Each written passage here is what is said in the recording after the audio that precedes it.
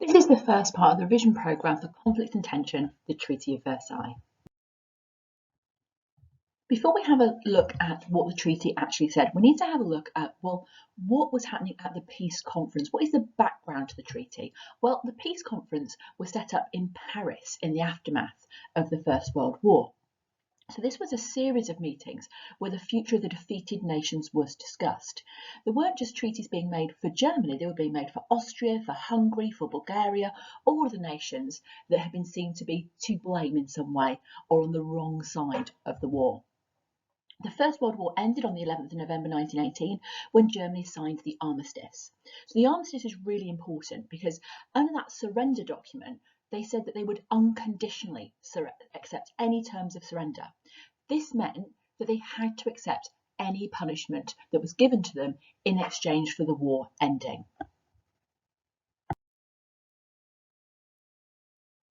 So what happened at the Paris Peace Conference? Well, the Paris Peace Conference was absolutely dominated by three particular people who are known collectively as the Big Three. Sometimes they're referred to as the peacemakers. Essentially, who we have is Georges Clemenceau from France, we have Woodrow Wilson from America, and we have Lloyd George, the Prime Minister from Britain. Each of these people came with a different agenda. They wanted different things from the peace conference, and that's what shapes the treaty, the differences between these three men and the demands that each of them had. So the first person is Georges Clemenceau from France. Well, he's sometimes known as the Tiger. He went in with a real agenda. Remember that France had been destroyed. They had thousands upon thousands of factories destroyed, a farmland, an area the size of Wales destroyed. They had lost so much money, so many people. The fighting had taken place in France, and so that area was devastated. And so what Clemenceau wanted was revenge for that. He also wanted security for the people of France. Twice in recent history, France had been invaded by Germany and attacked by Germany. So Clemenceau wanted to make sure that Germany were never in a position to do that again. And of course, they wanted punishment, including making Germany pay and getting compensation. They wanted to make sure that not only was Germany too weak to attack France again, but also that France were going to be able to economically recover from the First World War. What he really wanted was Germany to be split up so they would never be a danger again.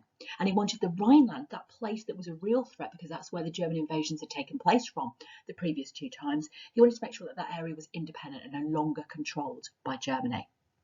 So he was one extreme, somebody who wanted total punishment, real destruction for Germany. On the other side, there was Woodrow Wilson. Now, Woodrow Wilson felt completely differently. He was the president of the USA, and what he wanted was world peace. This was based around something he had published at the beginning of 1918 called his 14 points. This included self-determination for nations in Europe. He believed that many of the European wars had been caused by smaller countries trying to break free from empires, for example. And what he wanted was to make sure that that didn't happen again. So he thought that if you gave each country, each nationality, its own nation, there would be fewer wars in the future. He also wanted a League of Nations, a place where people could take their international disputes and problems, where countries of the world would become closer, and rather than going to war with each other, they would negotiate, talk. There could be intermediaries and people intercepting to try and make sure that war never happened again. Another problem that he felt was treaties being made between countries, sometimes to do with protection, sometimes to do with trade. He wanted to make sure that those things weren't happening in the future, because that again led to bad feeling and bad blood between countries and competition. He wanted disarmament. He wanted to make sure that countries couldn't fight in the future. And if they had their weapons taken off them, then things would be much more simple. And Poland in particular was an area that particularly, in his view, really needed independence, because that was what he saw as a potential area of future war. So you've got Georges Clemenceau, who's all about the punishment. And you've got Woodrow Wilson, who was kind of all about the forgiveness. It wasn't for him that the treaty should be about punishing a particular country. It wasn't about taking compensation. It was about rebuilding for the future. And of course, his agenda was very different because he was representing very different people. Number one, America had only been involved in the war for a very short time. They only got involved in the war in 1917. Also, they were 3,000 miles away. They were not directly threatened by Germany in any way. But also, America had a mixed population. They had a large German population within the United States who would not be very happy with a treaty that was all about punishment from Germany. It was much easier for Woodrow Wilson to be reasonable. It was very difficult for Georges Clemenceau to be reasonable, because Georges Clemenceau was representing a country, a people who had been broken by war. Woodrow Wilson completely wasn't. And finally, the man in the middle. The man in the middle was David Lloyd George, the Prime Minister of Britain. He'd won the election in 1918 by saying that he would make Germany pay. So it seemed as if he was thinking along the same lines as Clemenceau, and that he would come into agreement with Clemenceau. But really, David Lloyd George didn't particularly believe in making Germany pay. He thought that was the wrong way to go. But that's what his people wanted. The British people felt similar to those living in France, that Germany was in the wrong and Germany deserved punishment and Germany should be stopped from creating problems again. They also had seen how Britain had been economically damaged by the war and wanted some kind of amendment for that. What Lloyd George really wanted was Germany to remain quite strong, because the trading relationship between the two countries was essential in helping the British economy to regrow. They'd lost so much trade and so much ground in World War I. And actually, trading with Germany was going to help get that back together. So a German economy that has collapsed was no good to Britain. And of course, he also saw this as an opportunity to extend and enhance the British Empire and Navy, the two things that were most important to the British. So what we've got is three leaders who feel very, very different. The one extreme of Georges Clemenceau. Georges Clemenceau wanting that revenge. So summing up those three things, he wanted revenge, security, and punishment. That's what he wanted. They're his key things. Making Germany pay. Whereas Woodrow Wilson, looking from a real distant perspective in many different ways, wanted that peace based on the 14 points. Whereas Lloyd George had promised his people to make Germany pay, but really wanted trade, and he wanted to increase the British Empire and Navy. All of these people were leaders of democracies where people vote for their leaders, and they all had to please their people. That's our starting point for what this conference is going to be like. We can already see there's going to be disagreement, and they're not all going to want the same things. We can already tell that it's not going to be a particularly peaceful peace conference. So the peace conference wasn't an overnight affair. This was something that went on for 6 months between January and June of 1919. And a lot of it was incredibly chaotic. It was bad-tempered at times between not just those three leaders that I've already introduced you to, but there were lots of people represented there wanting to get their agenda across. Thousands of people turned up every day to try and get the big three to include their requests. Could you get this into the treaty? Could you pop that in there? Representing, lots of different people all over the world. The 14 points which Germany thought they had agreed to, that's why they signed the armistice. They thought the armistice and the peace agreement was going to be based around the 14 points. They were really lenient. But the terms of the armistice, that unconditional surrender, were very, very harsh. What was supposed to be the basis of the peace? Was the peace going to be more a France Clemenceau affair where it was about punishment? Or was it going to be moving the world forward and kind of based around the 14 points? At the beginning of the conference, it was unclear which way it was going to go. I guess the signal to which way it was going to go was that it actually took place in Paris, and that was at Clemenceau's insistence. This wasn't neutral ground. The people living in this country, in this city, had an agenda. Their country had been destroyed, and that did have a massive impact on what the treaty actually turned out like. The biggest clash and problem of all was that clash between Wilson and Clemenceau. Wilson demanded a League of Nations. No one else was particularly bothered. No one was massively against it, really, but no one had their heart into it like Wilson did. And Wilson couldn't agree with Clemenceau. He demanded the War Guilt Clause, or Article 2.3, and he demanded an independent Rhineland. The only way they were brought together was with Lloyd George making them compromise. And he made them sign something called the Fontainebleau Memorandum on the 25th of March 1919, where there was an agreement that there would be a League of Nations, there was an agreement that there would be a War Guilt Clause, but the independent Rhineland was not going to come off. Clemenceau had to give in on that particular area. So again, if we have a think about what we've got this time round, chaos, tempers flaring at all times, pressure from these lobbyists all the time. Was it going to be the 14 points? Was it going to be the armistice? And the clash between Wilson and Clemenceau only brought to an end with Lloyd George's work. That's what the conference was like. Chaotic, difficult. So, what was decided at the Treaty of Versailles? Let's have a look. So the outcomes of the conference, so all of those months of negotiations, were finally made into the Treaty of Versailles. The Germans were forced to sign the treaty. They weren't part of the negotiation. On the 28th of June 1919.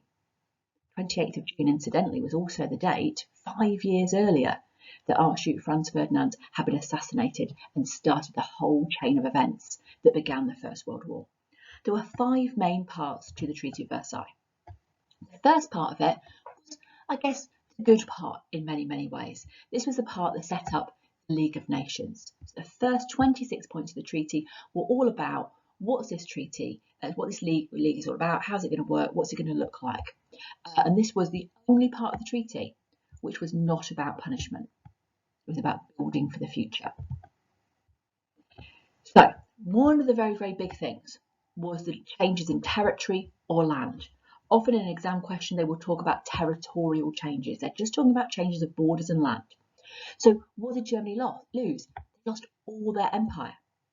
They lost 10% of their entire land in Europe. Now that included places like Alsace-Lorraine that they had taken from France in 1870 and the Polish corridor. So places like Posen and West Prussia. Now that was particularly controversial and particularly important because the Polish corridor split Germany. East Prussia was now separate from the rest of Germany. Very controversial.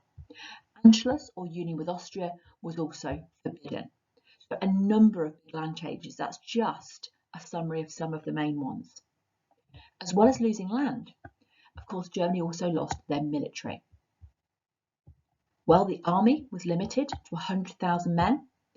Navy cut to 6 battleships. Also, the Navy lost all their submarines. No conscription at all in the future. No warplanes, no military aircraft. And the Rhineland, rather than being made independent, as Clemenceau had wished, was to be a permanent militarised zone. That meant the Germans would keep the territory, keep the land, but would not be able to put any fortifications or station any troops there ever. So they've already lost a lot of land. They've also lost a massive amount of their army. The army stood at over 2 million during World War I. Remember, they'd built up the battleships under the Kaiser from the late 1890s onwards. So cutting down to 6 was massive. So this again was a massive blow to Germany. War guilt. Well, Article 231, Germany had to admit responsibility for causing all the loss and damage to which the Allied governments and their peoples have been subjected as a result of the war. In other words, they took the blame. They said, it's our fault. All the damage that was caused was Germany's fault. Now, it's critical that they accepted that because that was the justification for reparations. Without war guilt, you can't really have reparations. So when you're talking about these things in any kind of exam question, war guilt and reparations absolutely go together because once you admit you've caused damage, you then have to pay for it. It's like if I was kicking a football outside and I broke my next door neighbour's window. I do that kind of thing all the time. I then have to pay them if I admit guilt. If I run away and pretend I didn't do it, I might get away with it. So that's the war guilt. Reparations then. Eventually set at £6.6 billion, paid over 66 years. Didn't have to be money, could be gold, goods, stuff like coal, etc. Our coalfields were given to the French to mine for 15 years. That wasn't a permanent thing, but again, a blow to the German economy. So all of these are the punishments that were given to Germany, a lot. So what we're going to have a look at now is the reactions. Just have a think. Who's going to be happy? Who's going to be devastated by this? The reactions in Germany are no surprise. There was absolute outrage. The people were horrified. They hadn't been involved in it. They weren't consulted. This was a diktat. It had been forced upon them. They never believed that they had been defeated. They said, we signed an armistice. We could have continued to fight. They explained that had they continued fighting, more Allied soldiers, more British, more French, etc., would have died.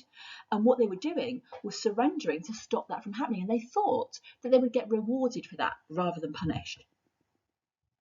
They had expected when they resigned from the war, when they surrendered, the peace would be more like the 14 points. The actual terms of the treaty were a real shock and a blow to the German people. They hated Article 231. They hated the War Guilt Clause. They believed that Russia had started the war. They said that Russia mobilised their troops first. And there's absolutely some truth in that.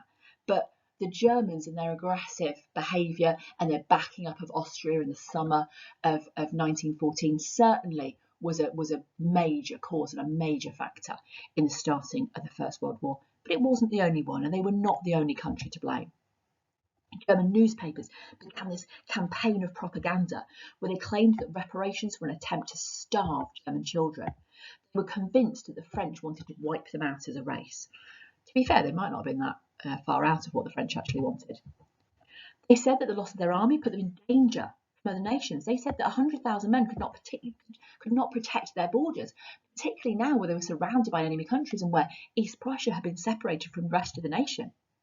They hated the fact that many millions of Germans were living under foreign rule in places like Czechoslovakia or Poland or France. But it wasn't just the Germans who were unhappy. Nobody was fully satisfied because this was, after all, a compromise. So let's have a look at the other reactions. So how did the big three react? Well, let's start off with Clemenceau. Well, Clemenceau did get Alsace-Lorraine. Of course, made him happy that French homeland returned. Got those German colonies to administer as mandates and harsh reparations and a very small German army. All of that played into the French hands. There was also a lot that they didn't get. They didn't get that independent Rhineland, which still made them feel slightly vulnerable. Most people in France didn't think that the League of Nations would be strong enough to protect them in the future against Germany. And also, despite the fact they did get harsh reparations, it was nowhere near enough to repair the damage done.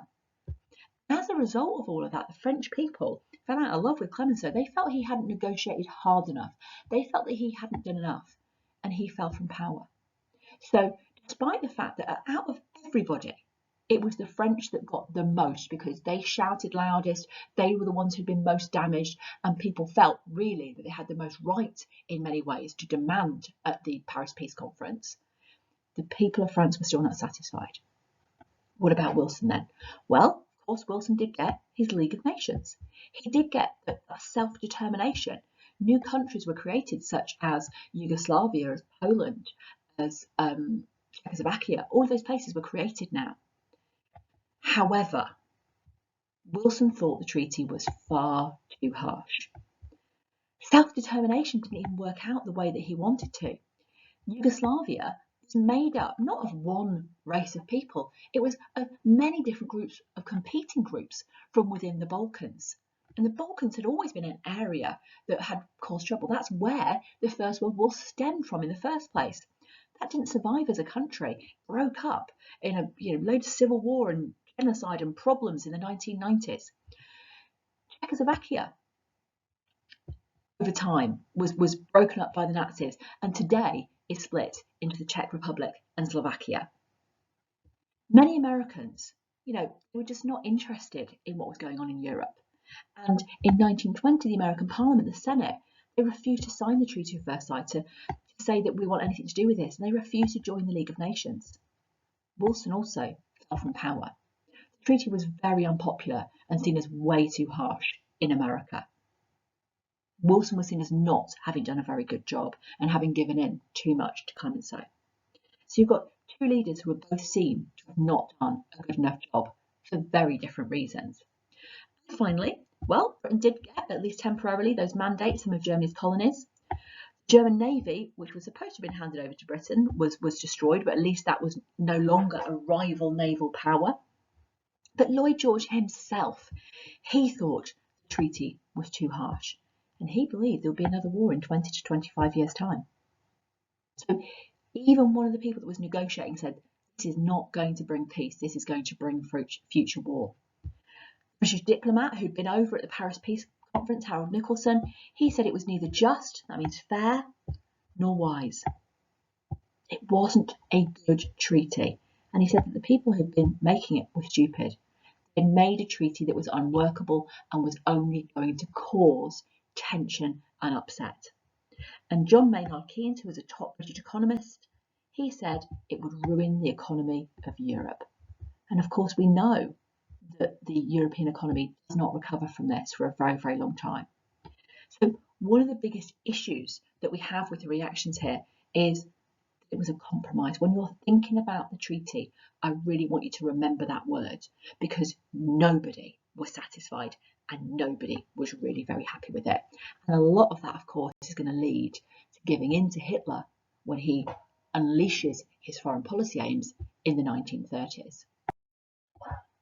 We've been quite critical of this treaty, but there were a number of strengths. Well, this was the best compromise they could come up with after 6 months of negotiations, and 45 countries did at least sign it. It was, at the time it seemed, the only way forward. It did create the League of Nations. Now, despite the fact that we know it failed in the end, the principles behind it about negotiation and trying to avoid war were all very fine principles. And the United Nations, which is still very, very active today and a good body today, that learned lessons from the League of Nations. It probably wouldn't have existed in the same format unless the League had existed first. Again, self-determination was a great idea. You know, some of those countries exist today, maybe in different forms and slightly different borders, but Poland obviously still exists, the Czech Republic, Slovakia, the countries in the Balkans that then emerged from Yugoslavia. That survives. Many of those territorial arrangements, even with slight tweaks, exist years later. And when you think about them, you know, the Germans complaining about reparations, well, in theory, they weren't that excessive. They weren't that much. The British had spent 9 billion on the war. Germany were having to pay back 6.6 billion. That wasn't much in comparison, and it certainly wasn't going to do all the rebuilding in France and Belgium. So, what was weak? Well, it's what we talked about already. Nobody was actually satisfied. And the Germans were now dangerous because they wanted revenge. It also left Allied, particularly British politicians, feeling that Germany had been treated unfairly.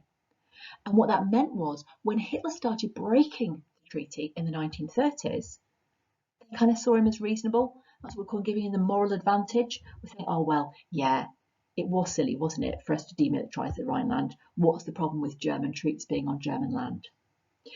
Self-determination was also unfair.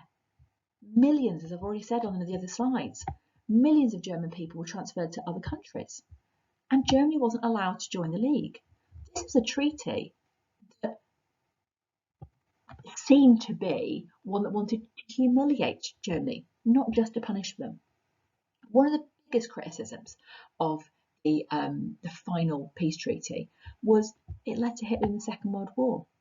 Would Hitler have actually, you know, if the treaty hadn't existed or the treaty had been fair, well, Hitler wouldn't have had all of those things that he could have broken and given himself that advantage in terms of saying, look, we were treated so badly in the past. No matter what you say about reparations in terms of harsh or not harsh, most of them were never collected anyway. So all that argument about the money was actually all for nothing anyway. You'll have your own views about the treaty and whether it was overall good or bad, but there's certainly a huge number of weaknesses.